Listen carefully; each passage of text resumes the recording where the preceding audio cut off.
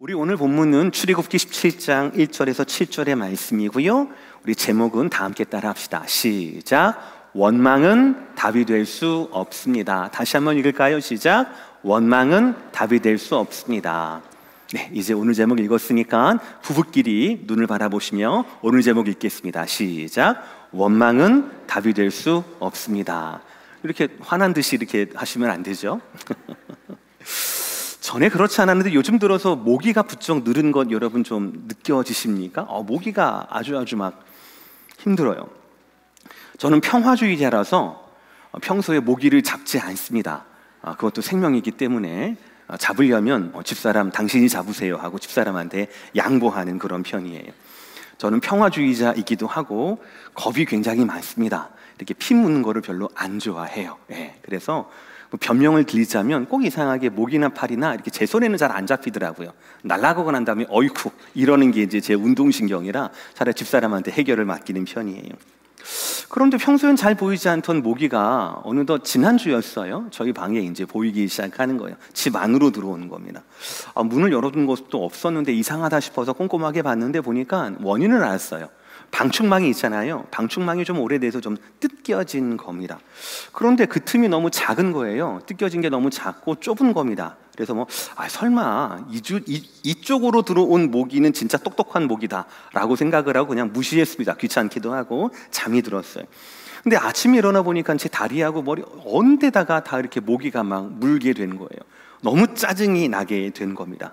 그 짜증이 난 바로 그 순간 제 머릿속에 무슨 생각이 들었냐면요, 저 망할 놈의 방충망 다 없애버려야지, 다 버려버려야지라는 생각이 퍼뜩 들었어요. 물론 그렇게 하진 않았습니다. 왜냐하면 누가 생각해도 그 생각은 바보 같은 생각이거든요. 방충망을 없애는 것보다 답은 뭡니까? 구멍난 방충망을 메워야만 하는 거예요. 제가 부지런하지 않았고 제가 메인테넌스를 안 했기 때문에 그런 일이 생겼던 겁니다. 원인은 저한테 있었어요. 그러나 누구든지 순간적인 감정이 앞서다 보면은요, 문제를 해결하기보다는요, 그 문제 자체를 원망의 대상으로 돌리는 그런 습성이 바로 저와 여러분들께 있다라는 것이에요. 우리는 살면서 이러한 경험들을 참 많이 하게 됩니다. 그냥 한여름밤의 모기, 거기에 대한 거면 괜찮습니다. 직장을 다니다가 상사나 아니면 부하 직원과 동료들에게 갈등이 생기게 되면 우리는 그 갈등을 통하여서 내가 좀 부족한 게 무엇이 있을까? 잘못한 게 무엇이 있을까? 적어도 3번 이상 같은 지적을 받으면 원인은 나한테 있는 거거든요. 그렇게 되면 그것을 고치려고 노력을 해야 하는데 우리는 그렇지 않습니다. 원망할 누군가, 그렇죠? 욕을 할 만한 누군가를 찾아 나서는 게 마음이 편하게 돼요. 가정생활에서도 마찬가지죠. 결혼생활 가운데 신혼 초기 메울 수 없는 갈등이 드러날 때가 있어요. 그런데 그것은 참 자연스러운 겁니다. 당연한 거예요. 그 메울 수 없는 갈등, 그걸 인정하고 차분히 생각하면 답이 나오거든요. 왜 그렇습니까? 20-30년 동안 혼자 지냈잖아요. 20-30년 동안 혼자 지냈잖아요. 근 30년 넘게 혼자 지냈던 남자와 여자가 만나서 새로운 가정, 새로운 문화권에서, 생활권에서 살아가는데 어떻게 모든 것들이 궁합이 짝짝 맞을 수가 있겠습니까? 같은 부모에서 태어나고 같은 밥을 먹고 자란 형제 자매도 한마음 되기가 굉장히 쉽지가 않은데 어떻게 다른 배경에서 자라왔던 두 남녀가 같은 곳을 바라볼 수가 있겠는가라는 것이죠. 이거를 인정하면 굉장히 편해요. 이거를 인정하면 답을 찾아낼 수가 있습니다. 그러나 우리는 그렇지 않죠. 감정에 휩싸여서 원망의 대상을 찾습니다. 그러니까 건너야 하지 말 강을 건너게 되지요. 당신 집안은 다 그래? 이런 식으로 해서 한 번 박히면 빠져나오기 어려운 그런 상처를 서로에게 주는 것, 그것이 바로 저와 여러분의 경험이었습니다. 여러분 아시다시피 원망이라고 하는 것은요, 답이 되지 않습니다. 적어도 저와 제 주위에서 원망이 답이 된 적은 한 번도 없었습니다. 성경에서는 이것을 이렇게 경고하고 있습니다. 원망이 멸망의 원인이 된다라고 말이죠. 고린도전서의 말씀입니다. 그들 가운데 어떤 사람들이 원망하다가 멸망시키는 자에게 멸망하였나니 너희는 그들과 같이 원망하지 말아라 라는 거예요. 원망이 단순한 감정의 문제가 아니다라는 것이죠. 이 원망으로 우리의 운명이 결정될 수 있다라는 것입니다. 오늘 본문도 이스라엘의 그 출애굽 여정 가운데 나오는 말씀인데, 이 말씀도 이스라엘의 원망에서부터 시작을 합니다. 그들의 원망의 이유는 물이 없다라는 것이에요. 목마르다라는 이유였습니다. 근데 가만히 생각해 보면은요, 한여름밤에 모기가 득실되는 것이나 광야 가운데 물이 없다라는 것이나 매 한 가지입니다. 자연스러운 거예요. 신혼 초에 서로가 다투거리는 것 너무나 자연스러운 겁니다. 직장 생활하면서 여기저기 어저스트해야 할 것이 많은 것 너무나 자연스러운 것이에요. 이민자들 가운데 힘든 것, 불편한 것은 너무나 자연스럽다라는 것이지요. 이것은 원망의 대상이 아니라 답을 찾아야 할 대상임에도 불구하고 우리는 너무나 쉽게 다투고 원망하더라라는 것이에요. 그들의 시선은 이랬습니다. 아니, 우리를 이 광야로, 물이 없는 광야로 인도하신 거 누구냐? 하나님이다. 그러니까 하나님 앞에 우리의 원망을, 불만을 토해내는 것이 너무나 당연하지 않느냐라고 그들은 생각했어요. 그러나 그렇지 않습니다. 그들은 물의 부족을 하나님의 원망으로, 하나님의 탓으로 돌리고 원망하기보다 이스라엘 백성들은 어떻게 됩니까? 해결을 해야 돼요. 물의 필요를 하나님 앞에 두고 해결하도록 구해야 한다라는 것이죠. 왠 줄 아십니까? 왜냐하면 이미 전에도 하나님은 출애굽 14장, 15장을 통하여서 그렇게 해결해 주셨어요. 물을 만드시는, 물을 제어하시는 하나님을 경험하게 해 주셨기 때문이었습니다.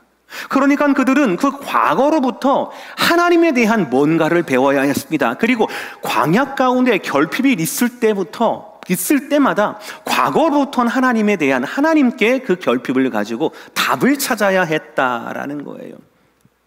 광야에서 나를 살리는 것은 물이 아닙니다. 물을 주시는 하나님이라고 하는 진리를 그들은 붙잡아야 했다라는 것이죠. 그리고 이 진리를 배우는 것이 광야로 인도하신, 광야 학교로 인도하신 하나님의 진짜 목적이었다라는 것을 그들은 알았어야 합니다. 여러분, 이 땅에서의 우리의 삶을 우리는 보통 광야 같은 삶이라고 이야기를 합니다. 왜입니까?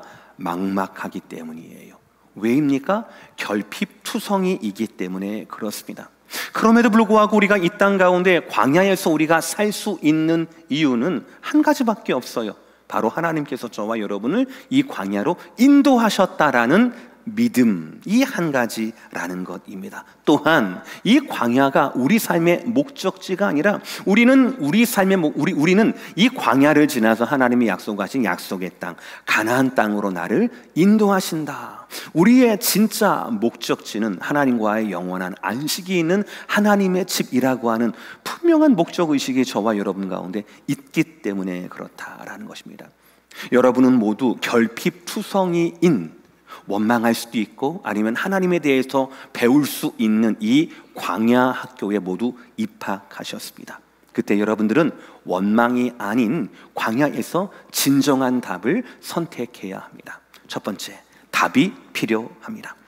오늘 1절 말씀 다 함께 읽겠습니다. 시작. 이스라엘 자손의 온 회중이 여호와의 명령대로 신 광야에서 떠나 그 노정대로 행하여 르비딤에 장막을 쳤으나 백성이 마실 물이 없는지라. 장막을 쳤어요. 그런데 백성이 마실 물이 없는 겁니다. 하나님의 명령대로 그 땅까지 갔습니다. 그런데 필요한 물이 없답니다. 그러면 어떻게 해야 합니까? 당연히 물을 달라라고 누구에게? 하나님께 요청해야 합니다. 필요한 것을 하나님께 구해야 합니다. 주기도문에 나와 있는 예수님의 말씀처럼 일용할 양식을 위해서 하나님께 마땅히 구해야 한다라는 것이죠. 그리고 이것이 생활이 되고 이것이 삶의 어떤 원리가 되는 것, 이것이 하나님이 광야 학교에서의 원하시는 커리큘럼이었어요. 그러나 이스라엘 백성들은 전혀 다르게 반응합니다. 그들은 다투고 원망했어요. 2절, 백성이 모세와 다투어 이르되. 이것은 하나님이 바라시는 반응이 아니었습니다. 여러분 생각해 보세요. 지금 이 사람들은 이제 출애굽에서, 이제 애굽에서 떠나서 시내산을 향한 그 1년의 과정 가운데 있습니다. 그러니까 르비딤이라고 하는 오늘 이 장소는 이 출애굽에서부터, 홍해부터 시작해서 시내산까지의 그 여정 가운데 도중 어느 지점을 말하는 것이었습니다. 그런데 여러분, 전 세계에서 그 당시, 지금도 그렇지만 그 당시 3,500년 전에 전 세계에서 가뭄 걱정이 없는 곳, 가장 풍부한 수원을 가진 곳이 어디였겠습니까?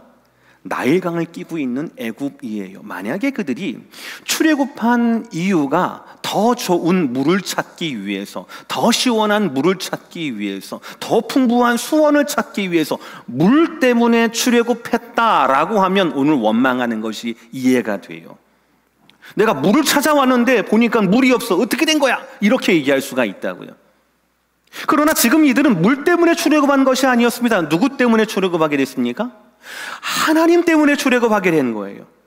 하나님 앞에서 예배 드리기 위하여, 하나님을 섬기기 위한 백성이 되기 위하여 430년 동안 바로의 노예가 되었던 그들을 하나님의 종과 하나님의 백성으로 되기 위하여, 하나님의 민족과 하나님 나라를 세우기 위하여 출애굽한 것이었어요. 출애굽기 3장 12절, 내가 그 백성을 애굽에서 인도하여 낸 후 뭐라고요? 너희가 이 산에서, 신의 산, 이 산에서 하나님을 섬기리니 이것이 내가 너를, 즉 모세를 보낸 증거니라 라고 말씀했습니다. 물 때문에 출애굽한 것이 아니라 하나님 때문에 출애굽하게 된 것이에요. 하나님의 언약을 다시 기억하고 그분을 섬기는 백성으로 살기 위해서 출애굽했다라는 것이지요. 다시 말씀드립니다. 광야에 물이 없다, 이거 없고 저거 없고, 이거 결핍이고 저거 결핍하고 하는 것은 너무나 자연스럽고 당연한 일입니다. 여름밤에 모기가 있고 날이 더운 건 너무나 당연한 거예요. 이민 생활이 우리 가운데 까끌거리는 것은 너무나 당연한 겁니다. 그럼에도 불구하고 하나님이 그리로 우리를 인도하셨다라면 모세와 다툰다고 해서 답이 생길 게 아니라는 것이죠. 우리를 인도하신, 우리를 불러내신 하나님 앞에 그 답을 찾아야 한다라는 것입니다. 모세가 물을 숨겨두고 주지 않는 것도 아닌데 모세와 다툰다고 해서 답이 나오겠습니까? 그렇지 않다라는 것이죠. 그들은 과거에서 배워야 했습니다. 하나님은 지금까지 그들을 물의 위험에서 건져주셨고 물의 부족에서 그들을 채워주셨기 때문이에요. 출애굽기 14장 홍해를 가르셨고 그들을 쫓던 철병거를 수장시키셨습니다. 출애굽기 15장에서는 마라의 쓴물을 단물로 바꾸셨습니다. 그리고 여기 오기 직전 15장 마지막 절에는 엘림의 12샘으로 그들을 인도하셨어요. 그러면서 하나님의 하나님 되심을 그들에게 나타내셨다라는 것입니다. 그들은 오늘 리비딤에서, 오늘의 목마름에서 모세와 다투고 하나님께 원망하기 이전에 이 구원의 사건들을 기억하고 이 구원의 구원주 되신 하나님께 그들의 결핍을 놓고 기도해야 했다라는 것이죠. 요청해야 했다라는 것이죠. 물론 물이 없으면 죽습니다. 그러나 물만 마셔서 살 수 있겠습니까? 물이 아니라 우리는 물을 주시는 하나님을 배워야 한다라는 것이죠. 답은 물에 있는 것이 아니에요. 답은 하나님께 있기 때문에 그렇습니다. 홍해를 가르시고 갈랐던 홍해를 터뜨리신 하나님, 마라를 쓴물로 단물로 바꾸셨던 하나님, 엘림의 12샘물을 준비해 놓으신 하나님이라는 것이죠. 특별히 출애굽기 15장에서 마라의 쓴물의 사건과 엘림의 12샘 사건을 통하여서 하나님은 스스로를 무엇이라 말씀하는가? 나는 너희를 치료하는 하나님이다라고 말씀을 하세요.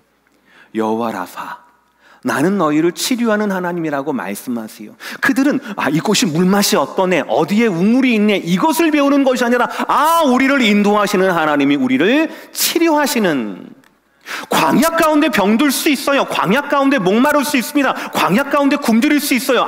그러나 우리를 인도하신 그 하나님은 우리를 치료하시는 하나님이시구나라는 것을 배웠어야 했다라는 거예요. 그래서 그 하나님 앞에 하나님 나를 치료해 주세요라고 구했어야 했다라는 것이에요. 우리에겐 답이 필요합니다. 우리에겐 하나님이 필요해요. 리더와 다툰다고 해서 답이 안 나옵니다. 오늘처럼 하나님을 흔든다고 해서, 시험한다고 해서 답이 나오지 않습니다. 하나님의 백성이라면 원망을 멀리하고 우리의 여호와 라파, 하나님, 우리의 하나님 되시는 하나님 앞에서 답을 구해야 합니다. 그 하나님을 가까이 함으로 말미암아 답을 구해야 한다는 거예요. 그것이 맞습니다.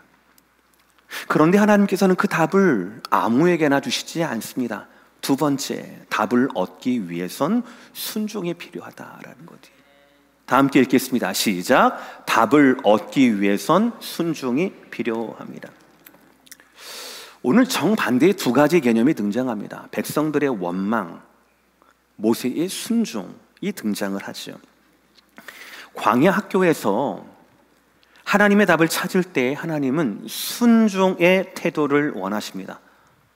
왜냐하면 하나님께서는 순종의 사람을 통하여서 답을 주시거든요. 오늘 4절 말씀이에요. 제가 읽을게요. 모세가 여호와께 부르짖어 이르되 내가 이 백성에게 어떻게 하리이까?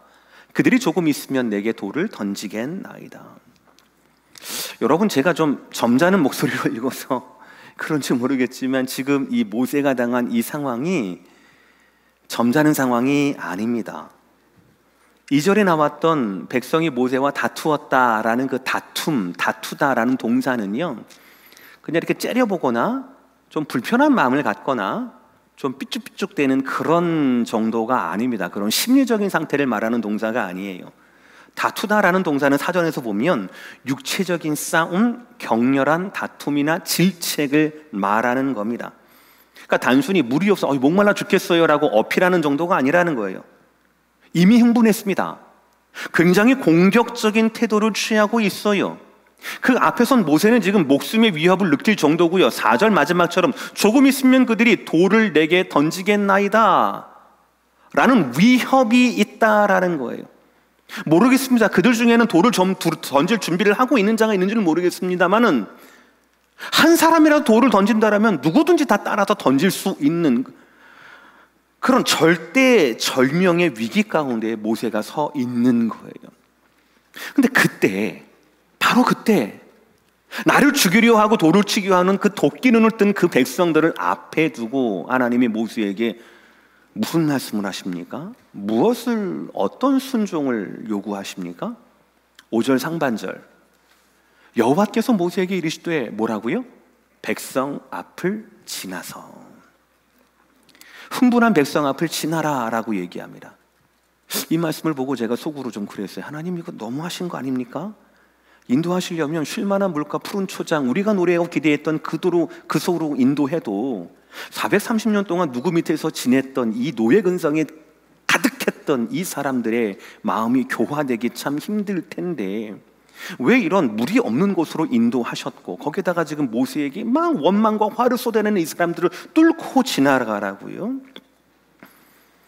지금 보면 이 상황이 백성은 백성들대로 문제에 봉착해 있고 모세는 모세대로 문제에 봉착해 있습니다. 백성의 문제는 목마름이 해결되지 않는다라는 것이고 모세는 흥분한 백성들, 자기를 죽이려는 그 사람들을 뚫고 지나가야 한다. 그래야 순종이 된다라는 것이었어요. 그러니까 지금 모세에게도 답이 필요해요. 그런데 백성의 답도 하나님이신 것처럼 모세의 답도 하나님이셔요.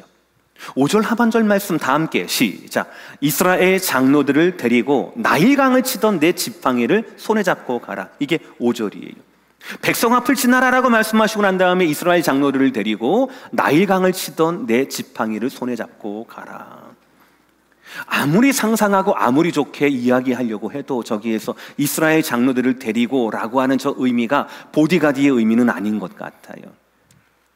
지금 저 당시에 이스라엘 장로들은 우리처럼 피택이 된 신앙심이 좋은 장로들이 아니라 그저 어느 집안의 우두머리입니다. 클랜이에요.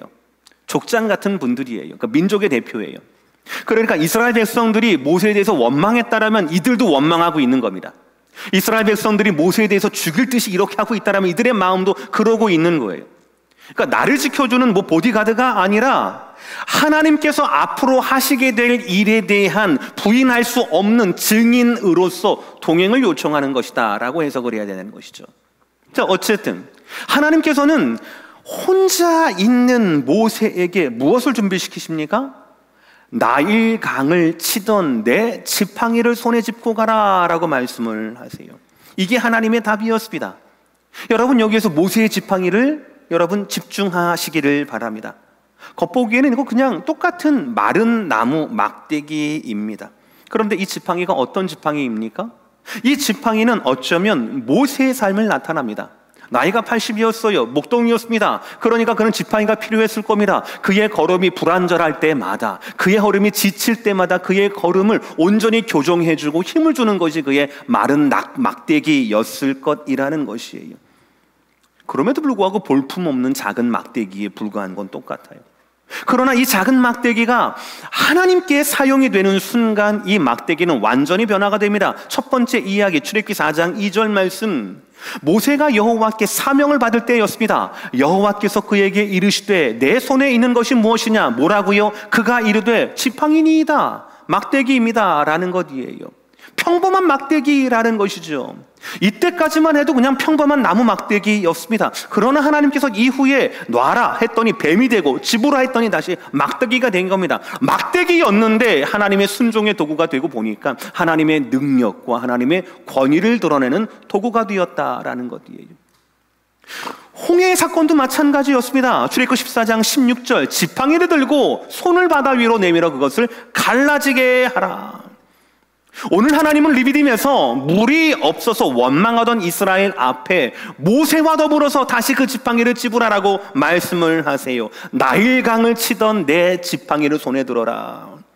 자체로는 너무나 볼품이 없는 사람이고 지팡이이지만 하나님이 함께 하시면 빛나게 되는, 하나님이 함께 하시면 놀라운 기적을 이루어내는 지팡이, 그것을 손에 들고 원망하고 죽이려고 하는 그 백성의 파도를 앞서서 내가 내게 원하는 그 반석으로 가라라는 말씀이에요. 이 지팡이는 나이 80에 부르심을 받은 모세를 상징하기도 하고요, 430년 동안 바로의 노예로 있었던 이스라엘 백성들을 상징하기도 합니다. 하나님이 없는 지팡이는 아무것도 아니에요. 모세도 그렇고 이스라엘도 그렇고 저와 여러분 우리도 하나님 없으면 아무것도 아닌 것과 마찬가지입니다. 모두가 마른 나무 가지입니다. 지금 우리에게, 지금 그들에겐 물이 문제가 아니었습니다. 물을 주시지 않는, 물을 주시는 하나님을 믿지 않는 것이 그들에게 문제였어요. 권능은 하나님께 나오는 것인데 그 권능이 하나님을 믿지 않는 것입니다. 그래서 하나님은 볼품없는, 세상 볼품없는 마른 막대기, 그 지팡이를 가지고 바위를 뚫고 물이 나오는 기적을 행하라라고 말씀하고 있는 거예요. 중요한 건 무엇이었습니까? 하나님의 말씀과 그 말씀에 대한 순종이었다라는 거예요. 그 말씀을 들을 수만 있다라면, 그 말씀을 순종할 수 있다라면, 지팡이를 짚고 나아갈 수 있는, 내 걸음을 뗄 수 있는 믿음만 있다라면 하나님 말씀하시는 그 반석 위에 생수가 나서 나 혼자뿐 아니라 원망에 힘싸여 있었던 수많은 사람들을 먹이고도 남는, 수많은 사람을 살리는, 이 세대를 살리는 놀라운 일들이 순종의 사람 모세를 통하여서, 너무나 연약하고 초라하기 그지없는 나무 지팡이를 통하여서 임한다라는 것이에요. 여러분 따라하십시오. 순종이 나를 살립니다. 나의 순종이 우리를 살립니다. 겉보기에 아무것도 없고 겉보기에는 마른 막대기 같은 우리를 사용하실 그 하나님, 그 하나님 말씀을 잘 들으시고 그 하나님 말씀하신 대로 좀 쫄리긴 하지만 세상 앞으로 한 걸음 두 걸음 나아가시는 저와 여러분 되시기를 주의 이름으로 축복합니다. 그래서 마지막 이겁니다. 다 함께 따라합시다. 시작. 결국 예수님이 우리의 답이에요. 모세의 지팡이는요, 원망밖에 할 것이 없는 그들 백성, 자기를 원망과 분노와 죽임과 살기등등한 눈빛으로 쳐다보는 그들 가운데 새겨두신 하나님의 히든 카드였어요. 그리고 모세는 끝까지 순종을 합니다. 6절 제가 읽을게요. 내가 호렙산에 있는 그 반석 위, 거기서 내 앞에 서리니 너는 그 반석을 치라. 그것에서 물이 나오리니 백성이 마시리라. 모세가 이스라엘 장로들의 목전에서 그대로 행하니라. 여러분 잘 보셔요. 흥분한 백성들 사이에서 그거를 통과해서 모세가 가야 할 곳, 모세가 바라봐야 할 곳은 어디였습니까? 그 반석이었어요. 이게 쉽지가 않거든요. 이게 쉽지가 않습니다. 여기 한 200여 분 정도가 계시거든요. 지금 한 230분 정도 되실까요? 200여 분 정도가 되시는데, 만약에 여러분들이 저를 막 이렇게 사랑의 눈빛으로 말고 막 이렇게 쏘아보는 눈빛으로 본다고 칩시다. 제가 여기 한 걸음도 못 갈 거예요. 저 아마 이렇게 나갈걸요, 아마. 쉽지가 않아요. 남의 눈빛을 견딘다라고 하는 게 쉽지가 않아요. 근데 잘못도 없는데.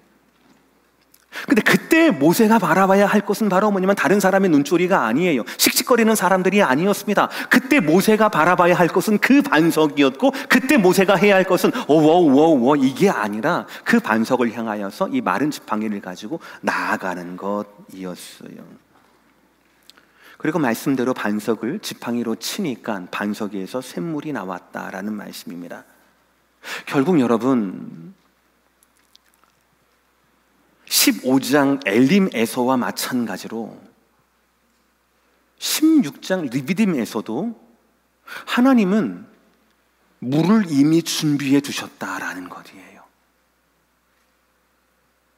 우리의 목마름이 원망으로 덮이기 이전에, 분노로 덮이기 이전에 하나님은 우리가 먹어야 할 물을 그 반석 아래에 두셨다라는 것입니다.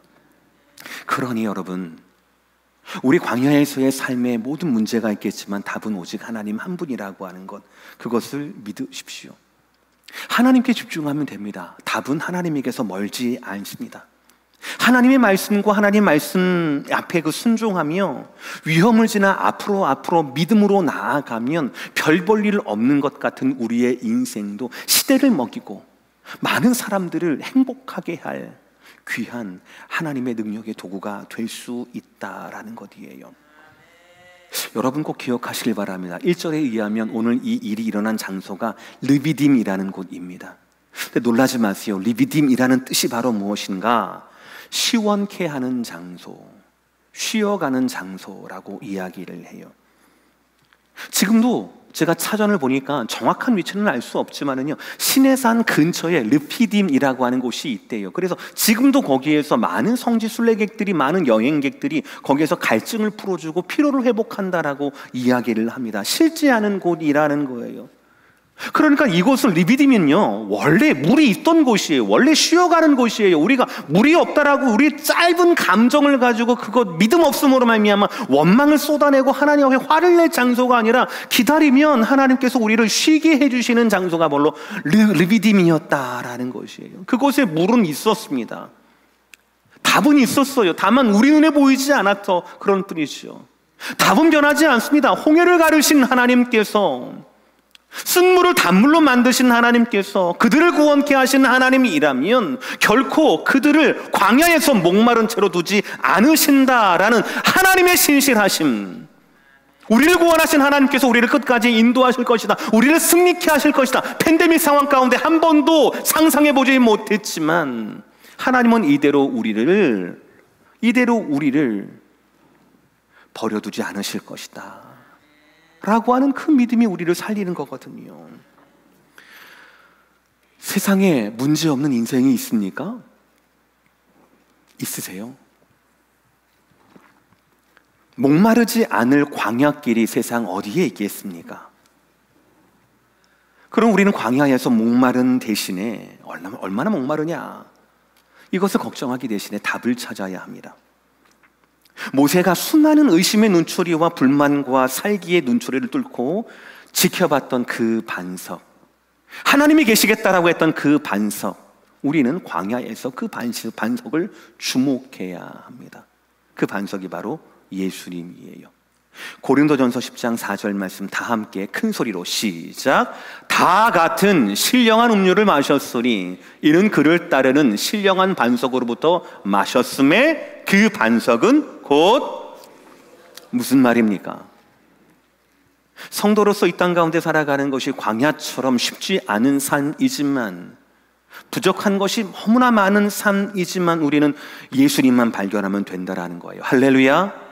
여호와는 나의 목자시니 내게 부족함이 없다라는 다윗의 고백처럼, 목동의 고백처럼 왜 부족함이 없겠습니까?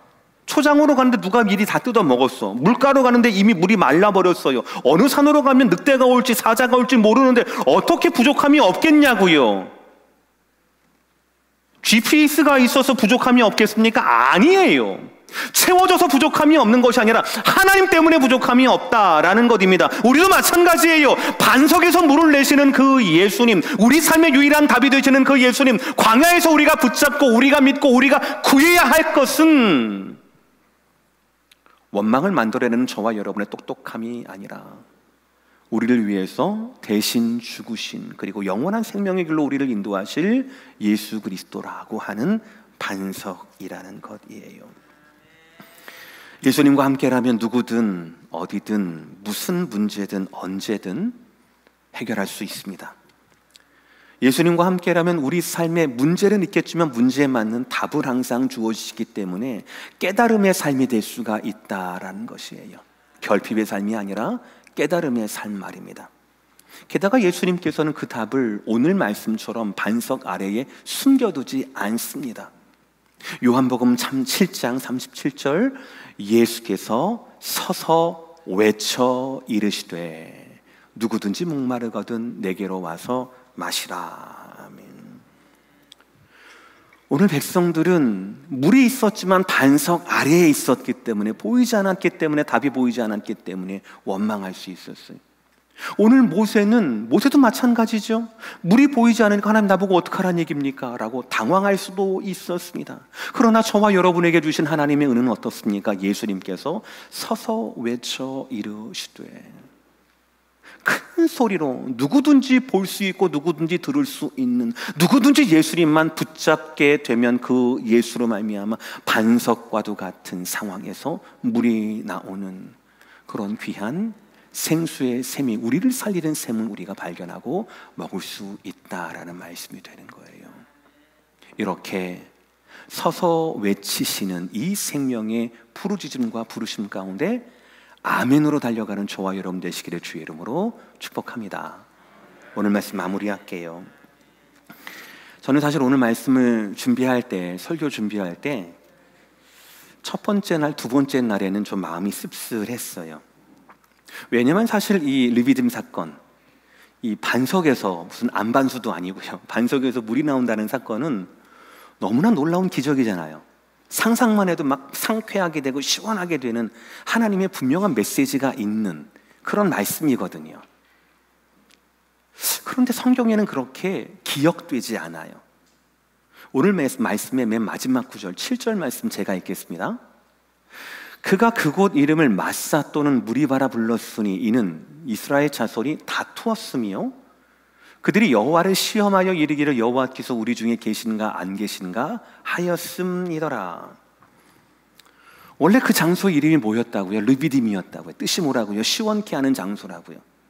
그런데 르비딤, 시원케 하는 장소, 우리가 쉴만한 장소, 하나님의 하나님 되심을 마음껏 찬송할 수 있고 감사할 수 있는 그 장소인데, 이들의 무엇 때문에? 원망 때문에, 믿음 없음 때문에 그 장소가 르비딤이 마사로, 무리바로, 다툼으로 하나님이 계신가 안 계신가 라는 그들의 불신앙을 드러내는, 하나님을 시험하였다라는 뜻으로 저것이 기억이 됐다라는 것이에요. 그래서 씁쓸했어요. 그런데 이 또한 광야 학교에서 우리가 가져야 할 배움이라고 생각을 합니다. 무엇이었습니까? 이 모든 안타까움이, 씁쓸함이 무엇으로 인해 시작됐다고요? 원망으로 인해 시작됐다고요. 원망으로 인해 시작이 되었습니다. 여러분, 원망이 답이 될 수 없습니다. 다시 말씀드려요. 원망이 답이 될 수가 없습니다. 근데 이 세상을 바라보면 원망이 무슨 무기처럼 다뤄지는 모습을 보게 됩니다. 말 잘하고 똑똑한 사람들이 무슨 원망을 하는 것이 답이 되는 것처럼, 답을 줄 수 있는 것처럼 더 잔인하고 더 거침없이, 더 배려 없이 말하는 것, 공격하는 것을 우리가 보게 됩니다. 서로를 향한 배려나 이해보다 자신의 이익을 공고하게 하기 위한 기술이 더 발달되었습니다. 우리 자녀들도 보면 깊이 있게 생각하는 법을 훈련하기보다 서둘러 자신의 주장을 선동하는 법을 먼저 배운 것 같아요. 그래서 안타깝습니다. 그러나 우리 예수 믿는 사람은 그러면 안 됩니다. 우리 예수 믿는 사람은 그 반석, 그 예수님을 바라보고 그 예수님을 향하여서 마른 지팡이와 같은 우리의 삶을 가지고 나아가는 우리는 그래서는 안 됩니다. 여러분, 마지막으로 모세의 지팡이를 기억하십시오. 지팡이 자체는 아무것도 아니었잖아요. 그러나 하나님의 순종의 대상이 되었을 때 그 지팡이는 반석에서 물이 나오게 하는 놀라운 능력의 도구가 되었습니다. 저와 여러분의 삶도 별것 아닙니다. 겉으로 보기에는. 그러나 마른 막대기 같은 우리조차도 하나님이 사용하신다라면 순종의 대상이 될 때 분명 놀라운 일들이, 하나님의 영광이 드러나는 일들로 사용이 될 것입니다. 우리는 이것을 소원해야 합니다. 우리는 이 은혜를 구해야 합니다. 이 은혜가 저와 여러분을 통하여서 임하고, 저와 여러분이 우리만 목마르고 우리만 채워주는 것이 아니라 우리 공동체, 우리의 가정, 우리의 교회, 우리의 시대의 그 목마름을 채울 수 있는 그런 지팡이와 같은, 반석을 만나는 지팡이가 되는 저와 여러분의 인생이 되기를 주의 이름으로 축복합니다. 다시 말씀드립니다. 원망은 답이 될 수가 없습니다. 믿음으로 부르심대로 따라 나아가는 저와 여러분 되시기를 주의 이름으로 축복합니다. 기도하시겠습니다.